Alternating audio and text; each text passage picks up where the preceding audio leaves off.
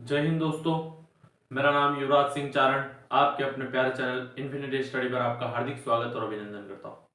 तो आज बहुत ही लंबे गैप के बाद दीपावली की सारी छुट्टियां खत्म हो गई, उसके बाद मैं आपके लिए वोकैब बूस्ट नंबर की 30 नंबर की सीरीज लेके आया हूँ, जो आपके आगामी डिफेंस के एग्जाम्स के लिए बहुत ही ज़्यादा बेनिफिशियल रहेगी। जैसे कि आपको पता होगा कि एयरफोर्स ने भी अपनी जो डेट है वो अनाउंस कर दी है फॉर्म भरने की एंड रजिस्ट्रेशन की। अगर नहीं पता हो तो आप एक बार मैंने जो वीडियो डाला हुआ है वो जाकर देखें, तो आपको उसमें सारी इन्फॉर्मेशन पता चल जाएगी। इंडियन कोस्ट गार्ड ने भी बता दिया है कि 15 नवंबर से 25 नवंबर के बीच में वो एग्जाम करवा सकता है। उसके बाद बीएसएफ आरओआरएम का भी आपको पता है 20 नवंबर को एग्जाम्स है, and BSF head constable ministerial का भी एग्जाम नवंबर में एंडिंग में ही है। तो आपके बहुत ही ज़्यादा एग्जाम आने वाले हैं इस साल एंडिंग में या उस साल के स्टार्टिंग।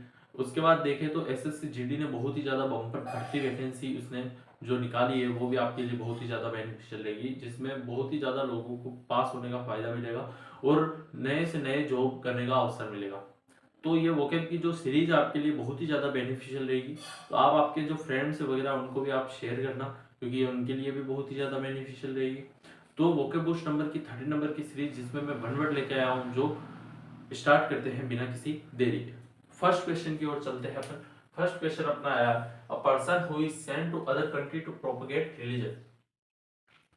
एक ऐसा व्यक्ति जिसको दूसरे देश में भेजते हैं अपन, किस लिए भेजते हैं? अपने धर्म का प्रचार करने के लिए, जिसको धर्म प्रचारक कहते हैं। अब हिस्ट्री से रिलेटेड करूँ तो मोहम्मद घोरी का जो पृथ्वीराज चौहान के साथ युद्ध हुआ था, तराइन का द्वितीय युद्ध, ठीक है, तराइन का जो द्वितीय युद्ध हुआ था पृथ्वीराज चौहान के साथ मोहम्मद घोरी का, उसमें कौन आया था? उनके साथ आए थे ख्वाजा मोइनुद्दीन चिश्ती, मुस्लिम धर्म का प्रचार करने आए थे। तो वो क्या हो गए थे? मिशनरी हो गए थे। उनका मतलब होता है धर्म प्रचारक। तो इसका मतलब क्या होगा? वो धर्म प्रचारक हो गए थे, ठीक है, वो हो गए थे धर्म प्रचारक, ठीक है, वो हो गए थे धर्म प्रचारक। तो a person who is sent to other country to propagate religion is missionary, जिसे कहते हैं धर्म प्रचारक। सेकंड क्वेश्चन अपने पास आया है, अ person who runs a beauty parlour. एक ऐसा व्यक्ति जो बार बार सजने सवजने के लिए ब्यूटी पार्लर भागता हो। ब्यूटी पार्लर यानी आपको पता ही है वहां पर क्या होता है, वहां पर उसकी सौंदर्यता को बढ़ाया जाता है। तो person who runs a beauty parlour, एक व्यक्ति जो बार बार दौड़ कर भागता है ब्यूटी पार्लर के लिए, अपने सजने संवरने के लिए, उसको कहेंगे ब्यूटिशियन, ठीक है, उसको कह देंगे ब्यूटिशियन। थर्ड क्वेश्चन की ओर चलते हैं, person who frightens and wants to achieve his goal. एक ऐसा व्यक्ति जो, देखो, जब टेररिस्ट बनते हैं, आपने मूवीज में देखा होगा, जब टेररिस्ट बनाते हैं तो उसकी प्रोसेस क्या होती है? उसकी प्रोसेस क्या होती है? उसको पहले तो बहुत सारा डराते हैं, फिर उनको कहते हैं कि जिहाद ही तुम्हारे लिए सब कुछ है, ऐसा ऐसा कुछ उनको पूरा भ्रमित करते हैं उनके लिए, ठीक है, वो एकदम कि तुम इतनी जाने लोगे तो तुम्हारे वहां पे उतना ज्यादा रुतबा होगा, वो जो भी जो कहते हैं वो वहां पर उनके, अल्लाह ताला तुम्हें ऐसे खुश रखेगा वकेगा, ऐसे कुछ उनका जो भी उनका प्रोसेस होता है टेररिस्ट बनाने का किसी को, तो वो पहले तो उसको डराते, फिर उसको कहते हैं तुम्हें तुम्हारा जो गोल है वो अचीव करना है, ठीक है। तो ऐसे व्यक्ति को क्या कहेंगे? जो व्यक्ति जो ऐसा होता है उसे क्या कहते हैं? A person who frightens and wants to achieve his goals is terrorist, जैसे कहते हैं हिंदी में आतंकवादी, ठीक है, इसे क्या कहते हैं? आतंकवादी। फोर्थ नंबर की ओर जाता है, अ person who works against his country. एक ऐसा व्यक्ति जो अपने ही देश के खिलाफ काम करता, जैसे कि कोई भी व्यक्ति है, जैसे आपने मूवीज में देखा होगा कि बहुत सारे व्यक्ति जो साइंटिस्ट होते हैं, वो जैसे कि अभी वो मूवी आई थी अपने नंबी रॉकेटरी करके जो मूवी आई थी, तो जो थे नंबी नारायण, उनको जो होता है वो ट्रेटर घोषित किया जाता है, यानी वो देशद्रोही घोषित किए जाते हैं अपने देश के द्वारा, कि उन्होंने जो भी इंफॉर्मेशन अपने देश की वो उन्होंने लीक की ऐसे वगैरह, उनको उस मूवीज में बताया गया, ठीक है, वो भी होता है। और भी कैसे क्या चीज होती है, जैसे कि मोहम्मद अजहरुद्दीन थे, उन्होंने जैसे कि मैच फिक्सिंग की थी, तो वो उन्हें भी एक तरीके से अपन ट्रेटर कह सकते हैं, देशद्रोही कह सकते हैं, पर उनके बाद उन्होंने वो माफी मांगी, जो भी उनका जो मैटर था आगे का वो अलग चीज है।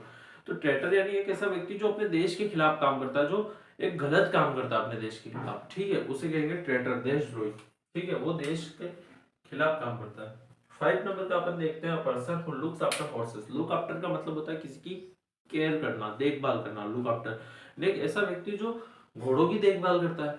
अब घोड़ों का जो प्रमुख होता है उसको तो क्या कहते हैं अपने, जो घोड़े जा रहे थे उसको कहते हैं अस्तबल कहते हैं, ठीक है। स्टेबल, स्टेबल यानी होता है अस्तबल, जो जहाँ पर घोड़े रहते हैं, और उनकी जो देखभाल करता है उस व्यक्ति को कहते हैं ग्रूम। अब ग्रूम यानी तो सारा अपने दूल्हा भी होता है, ठीक है। ग्रूम यानी दूल्हा भी होता है। हाँ, ऐसे कुछ नहीं है, इंग्लिश में एक ही वर्ड के दो मीन्स भी होते हैं, जैसे DATE, डेट यानी दिनांक भी होती है, डेट यानी खजूर भी होता है।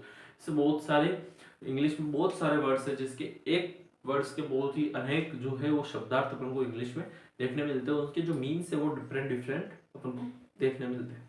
अ person who looks after horse's, यानी जो घोड़ों की देखभाल करता है वो क्या हो जाएगा, ग्रूम हो जाएगा। ग्रूम यानी होता है घोड़ों की देखभाल करने वाला, ठीक है। 6 नंबर की ओर चलते हैं। A person who is uncivilised, ठीक है।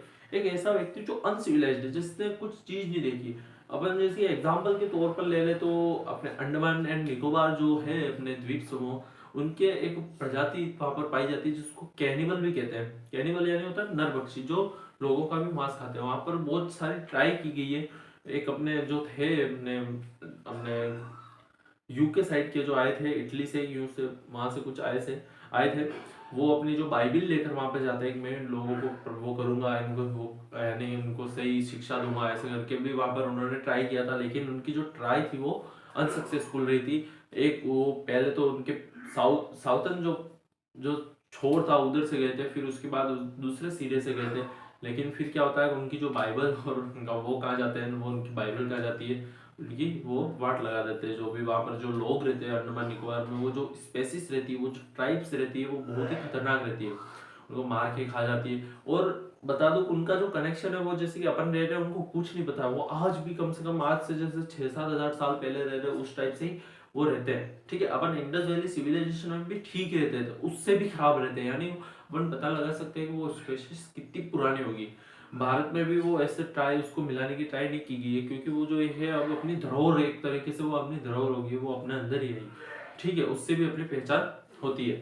तो a person who is uncivilised, तो वो किस तरीके से रहते हैं, वो एकदम अनसिविलाइज्ड यानी असभ्य तरीके से रहते हैं। जो बारबेरियन होते हैं, ठीक है, बारबेरियन होती है तो असभ्य। बारबेरियन यानी क्या होता है, असभ्य, जिससे चर्लिश भी कहते हैं, जिससे बूर भी कहते हैं, जिससे मतलब तो गवार, ठीक है।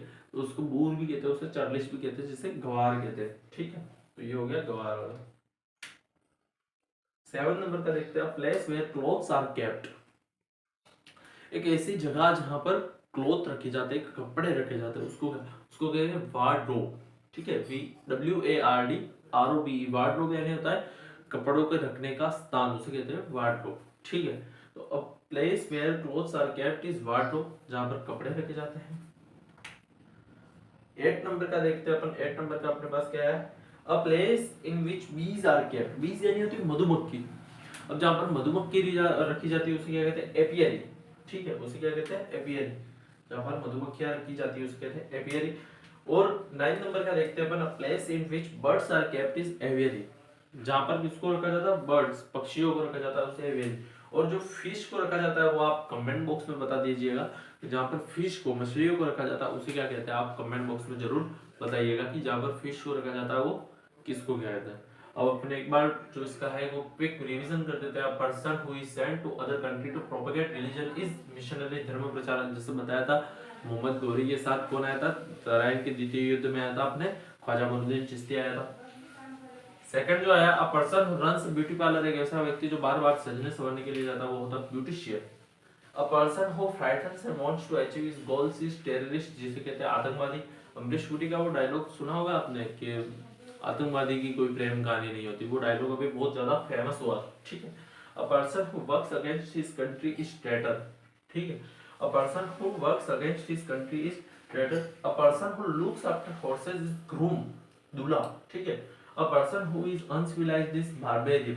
A place where clothes are kept is wardrobe.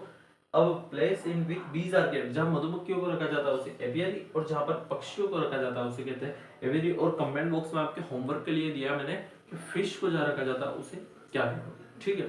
तो आपको लगातार मेहनत करनी है, वोकेब पे वोकेब आपके बहुत ही ज्यादा एग्जाम्स में बहुत ही ज्यादा पूछी जाएगी, बहुत ही ज्यादा नंबर्स में पूछी जाएगी, ठीक है। ये बात का फर्क नहीं पड़ता है कि कितनी पूछी जाएगी, पर पूछी जाएगी और बहुत ही ज्यादा नंबर्स में।